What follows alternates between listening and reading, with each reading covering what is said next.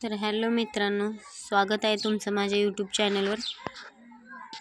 तर मी आज तुम्हाला ही शेळीची पिल्लं दाखवण्याचं कारण म्हणजे या शेळ्यांच्या पिल्लांची आई म्हणजे शेळी नाही आहे। ती यांना जन्म देताच तिला अशक्तपणा आला, कमजोरी आली, त्यामुळे ती जगू शकली नाही। ती यांना जन्म दिलेल्या दुसऱ्या दिवशीच म्हणजे एक्सपायर झाली आणि या पिल्लांना आम्ही बॉटलने दूध पाजून आजपर्यंत आता जवळजवळ ह्यांना 20-25 दिवस झाले बॉटलने दूध पाजून यांना जगवतोय आम्ही। बघा, हा बंट्या आहे आणि ही बबली आहे। आम्ही यांची नावं पण ठेवली आहेत। ही बबली आहे, ही खूप आगाव आहे आणि तो जो आहे तो बंट्या आहे।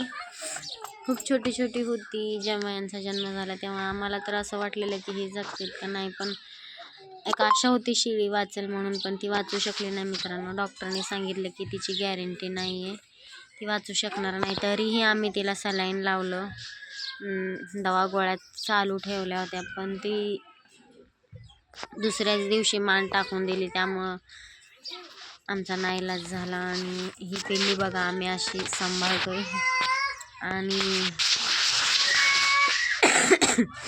बघा कशी खेळतात।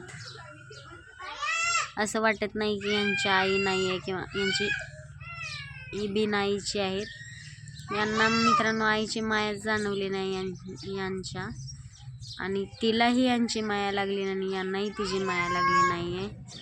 ती जन्मल्यापासून आम्हालाच पाहतात, आमच्यासोबतच खेळतात आणि आमच्यासोबतच राहतात, त्यामुळे त्यांना त्यांची आईच माहिती नाही आहे। बघा कशी खेळतात।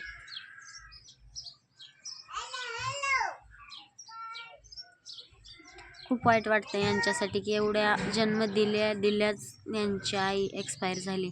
कारण सर्वांना माहीत आहे की मूल जन्माला घातल्यानंतर आई एक्सपायर झाली तर त्या मुलाचं काय होईल, आणि त्यांची माया जसं आपल्या बाबतीत तसं झालं तर कुणीतरी असतं तरी, पण यांच्या बाबतीत असं झालं की कुणीच नाही यांना माया लावण्यासाठी, यांच्या प्रजातीमधलं घर। तर आम्ही खूप माया लावतो, पण त्यांच्या आईने माया लावलेली ती वेगळीच असते ना।